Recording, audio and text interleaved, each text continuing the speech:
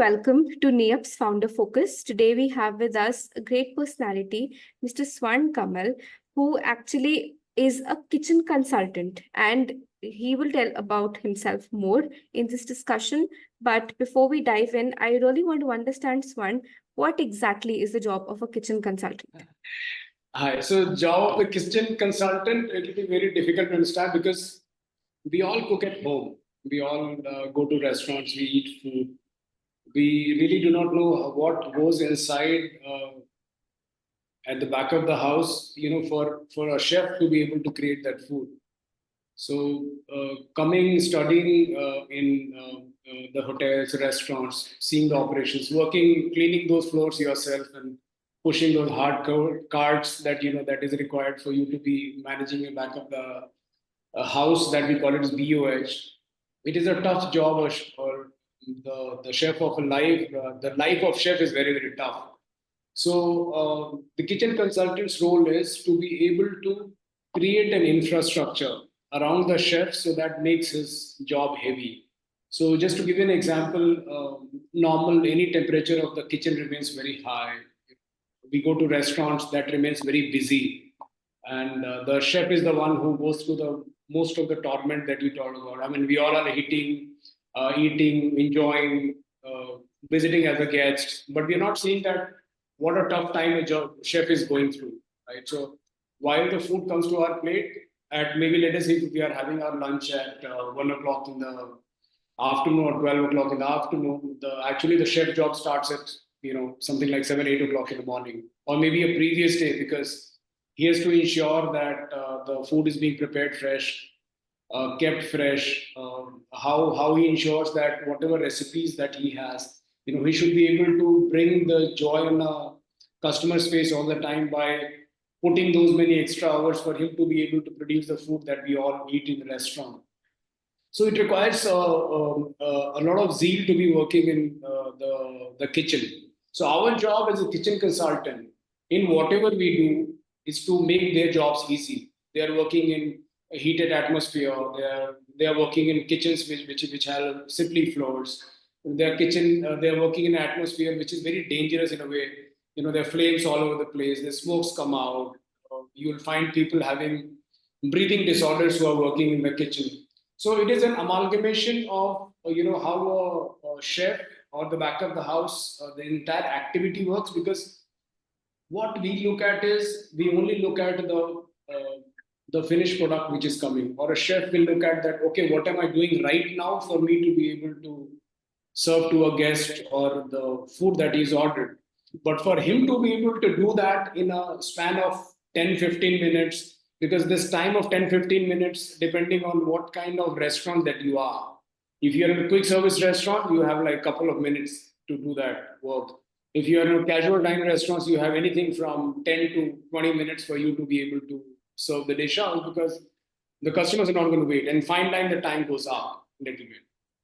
So looking at this time, he has to prepare the raw materials, he has to do the entire process together, working in a heated scenario.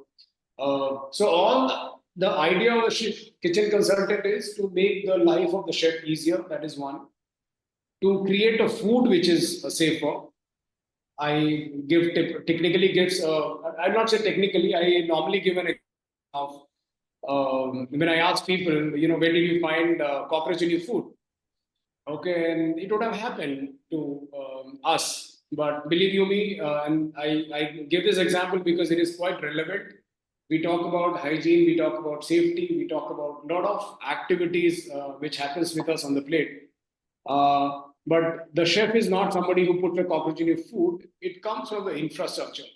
Okay, so our job is to build an infrastructure so that the pest.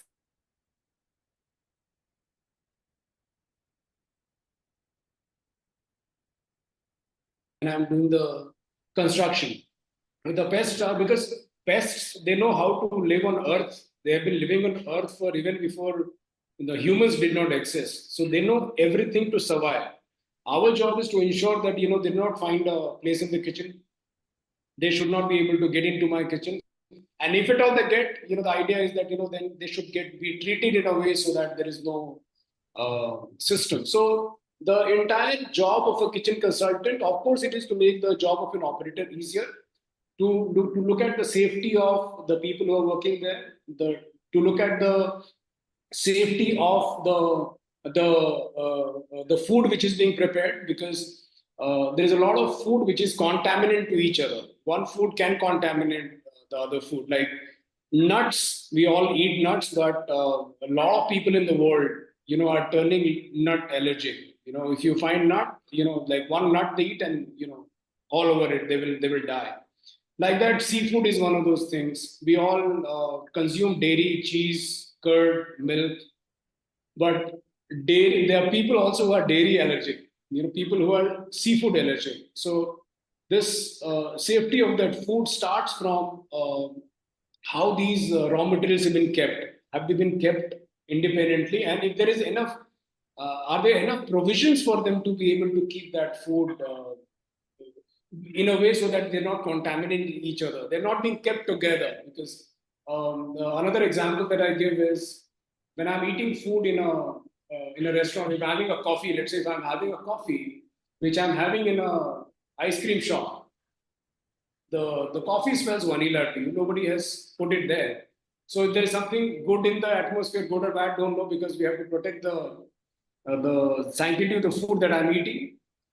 We have to ensure that these contaminations are not happening. All the smell, all the cross contamination is all in the air. Nobody is putting it there. So whether it is a chemical in the atmosphere, whether it is the paint in the atmosphere, whether it is a painting on the atmosphere, all that can go and spoil your food. So we look at more from when we say safety of the food that gets prepared and safety of the people who are working there. Okay. And our job also is to ensure the infra which is being created, because for making a commercial establishment, there's a lot of money that an investor invests. So we also have to ensure that how those infras are being safe. Like fire may happen in a kitchen. What precautions have been taken in a kitchen to ensure that the fire dozes off on its own? Not like we have to run around, find something to doze a fire, because I'll be first worried about how to save myself. If I'm working in the kitchen, I should not be looking for those red cylinders so that I doze the fire off. I should run off and save my life. And second thing, the system works whereas the fire gets dozed off, and how efficiently that gets dozed off, so that I come back to my work faster. That's the ease that we talk about. So like that, there are small many examples, anecdotes, problem statements that I can give, but ultimately my job is to ensure. So if you look at our name, Obstra, so the idea of making a kitchen which is operation friendly started from our name. So we said operations, OPS, operations training, and H for hospitality. We said that hands-on guys are coming to give you a hospitality solution. That's how we started Obstra. So the safety of food, safety of people, stopping cross-contamination, protecting the infrastructure that is getting created. For chef should be not be thinking when he has to create food, because if he's thinking, if he's worried, if he's working too much, that means the food will not be tasty. Because for the food to be tasty, he has to be not thinking about all this stuff. His mind is to be free. So I mean, primarily that is what the role of a kitchen consultant is, which works towards the safety, which works towards the operations efficiency. And modern day kitchen consultants are also, we talk about sustainability, which is one of the keys. In any kitchen that we talk about, we use a lot of water. We waste a lot of water. So our job is on the sustainability front is, how do I save water? Our job on the sustainability front is how do I conserve and save energy? Whether it is in the form of gas, whether we can save energy in form of the lights that we are doing there. Can we save energy in form of efficient equipment which can cook faster, consuming lesser energy, whether it's gas or electrical or whatever. So the entire and other sustainability part that we don't know, it exists in kitchen, is that how do I ensure that I'm not burdening the corporation brain, or I'm not burdening the system of infrastructure which is being created. So in a kitchen, we produce a lot of garbage. So in the system, we create system in a way so that there is no wastage which is being created. We work on a zero wastage system. So nobody's worried about what is happening in my wastage. And those garbages are also being maintained in a way so they're not multiplying. Food is as much as it is, we can talk about food poisoning, we can talk about the contamination, but ultimately the food has to be what we call as food danger zone. We have to maintain the temperature of the food so that the bacteria do not multiply. So same logic applies to the garbage also. We go to a lot of malls, and if you look at how those malls are working, so we are parking vehicles and there is a smell, nasty smell which is coming. So although the kitchen is far away, but what is happening is because of the smell there, the source of the smell is the garbage. Okay, where the garbage is, are the pests are there. Okay, so maybe a five-star hotel or world-class mall that we've gone, but one part of the mall has left an infrastructure so that it invariably attracts pests. So it doesn't matter what I do in the kitchen; those people, those crawlers know how to reach to my kitchen because I have food, I have humidity, I have water, everything. So our job is to also work on the sustainability front of saving energy, fuel, ensuring no garbage, no waste which is getting generated. How do we consume the entire food waste and convert it into a zero waste kind of a scenario? And on sustainability, we also ensure we keep talking about it. How do we not? How do we ensure that we are not we are CFC free scenarios? Like a lot of refrigerants that gets used whether in the kitchen or in our air conditioning, they're all working on gases which has very high GWP, which is called as global warming potential. So basically, when it emits those gases, it goes and hits my ozone layer. So then there are gases which can give you a good, efficient refrigeration system, but it has zero GWP or very close to zero GWP. So we look at the entire 360 of ensuring protecting my people, protecting atmosphere, protecting the infra, and making the entire paraphernalia of a commercial kitchen efficient. Is That's that very interesting. I mean, that sums up the entire scenario. I could just visualize, like, I can actually believe how busy your job is, number one. Number two, this is very crucial as well because we recently saw how a 10-minute delivery platform delivered an ice cream with a finger in it. And there was the case of a very prominent dairy brand and their ice cream having a centipede. And very recently, I went to a restaurant in Hisar, and there was an ant in the pasta, and we didn't feel like eating after that because like apne ghar pe hota hai, so we can just remove that kind of chunk of hair or probably like a piece of ant or whatever. But it's just that when we pay for food, we expect a lot. So, what are the kind of clientele that you have right now, and how do you, like, obviously I understand the scope of work, but I mean with the challenges in the industry, and I believe this sector also requires some sensitization because some people might feel, okay, why do I spend on a kitchen consultant? So what has been your challenge and experience here? The challenge I would say is that see, as a kitchen consultants, we are pretty much startup. Okay, so we have a culture of learning ever since we started. Okay? Now, this learning is as such that every time you work with a different set of people, you learn something new. Whenever you also are a part of a couple of food consultant society, whereas we meet very often, we talk about the challenges that we are facing, and then we decide, okay, if Swan did a mistake in his whatever guidance that he has given to a customer, this learning can by default go to the other consultants so that they know that, okay, I did this, okay, Swan failed, why we all as a community should fail. So we kind of impart these kind of knowledge to each other to ensure that those challenges are, not being repeated. Now, coming back to the question that you asked, whereas how challenging this job is, or how what kind of challenges we are facing with the clients.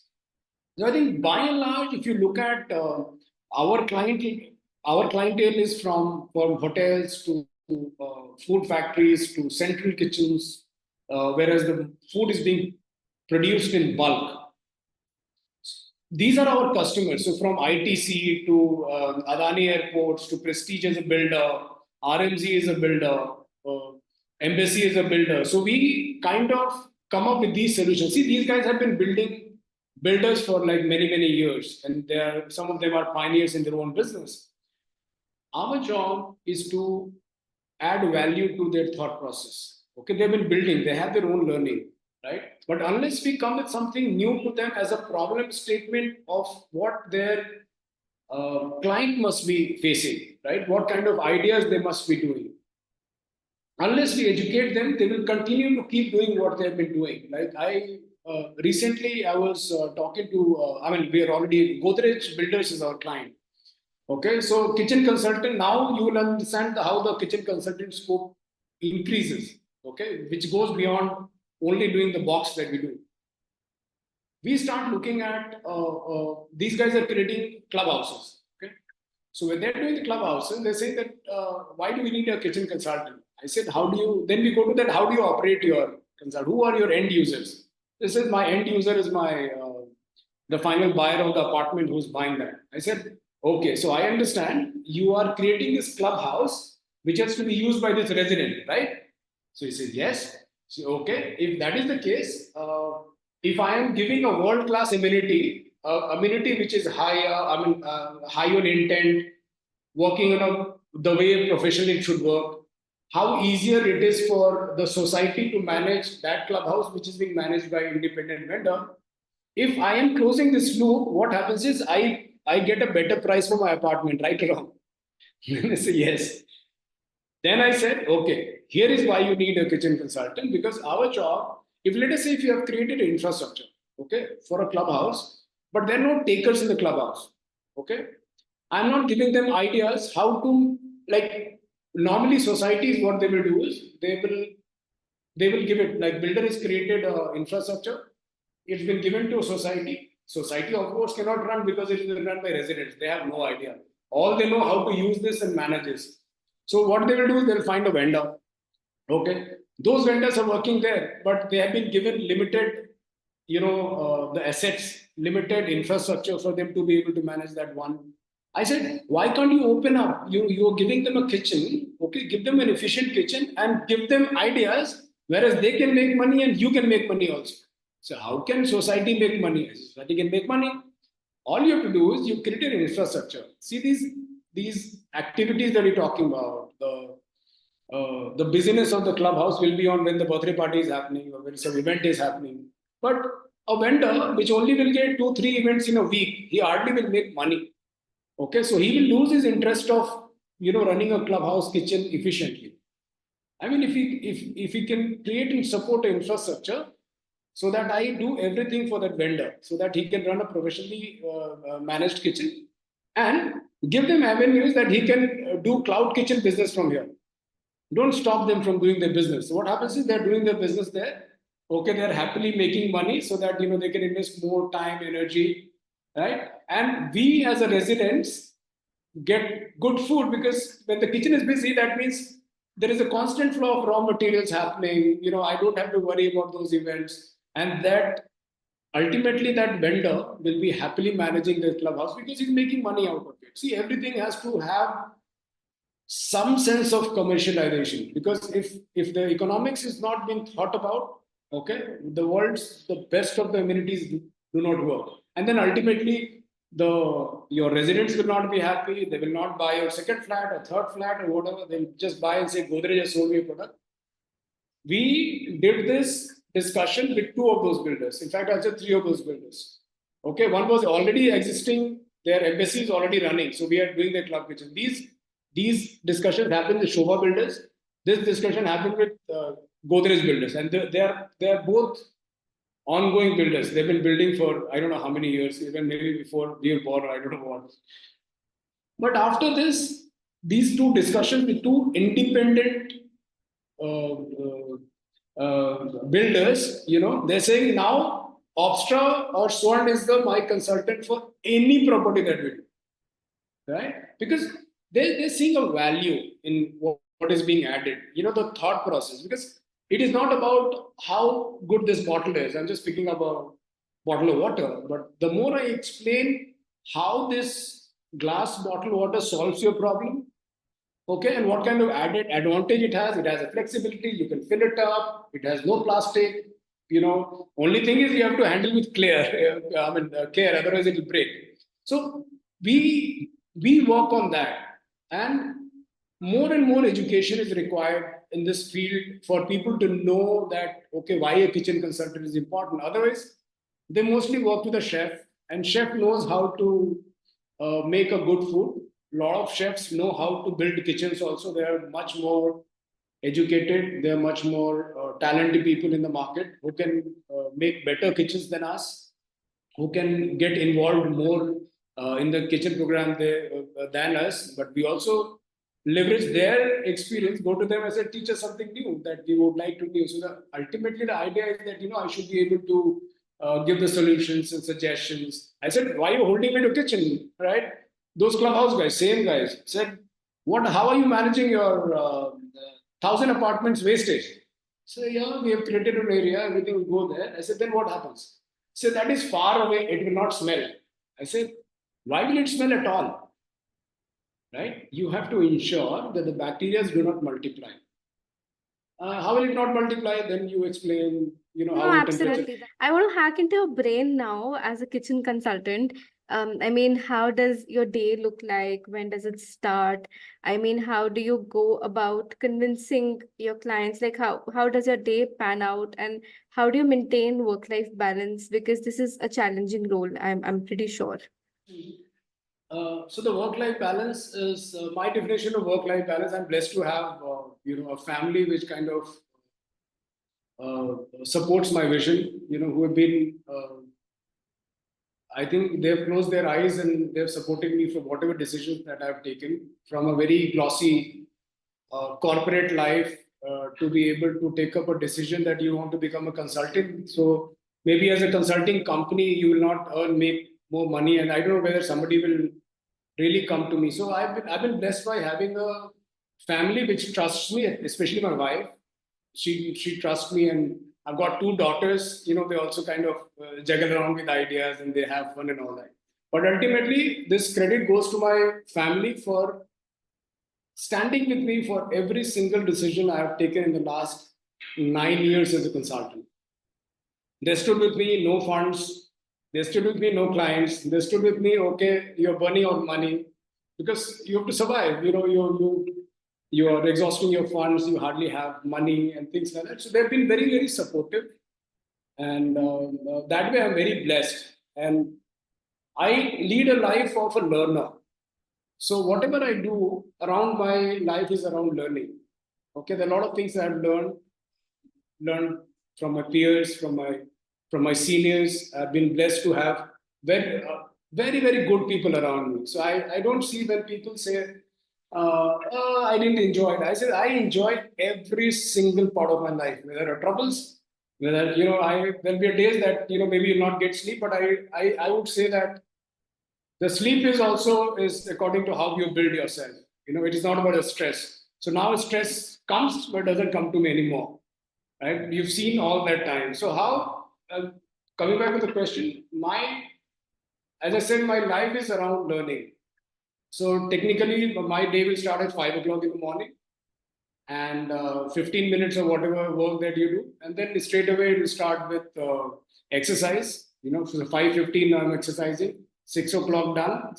From 6 to 7 o'clock, I follow a very strict regime of doing those meditation. I also follow yoga nidra. I don't know whether you manage that. So I have a I have a lot of sleep in my body. My body requires a lot of sleep by default. That's how I am.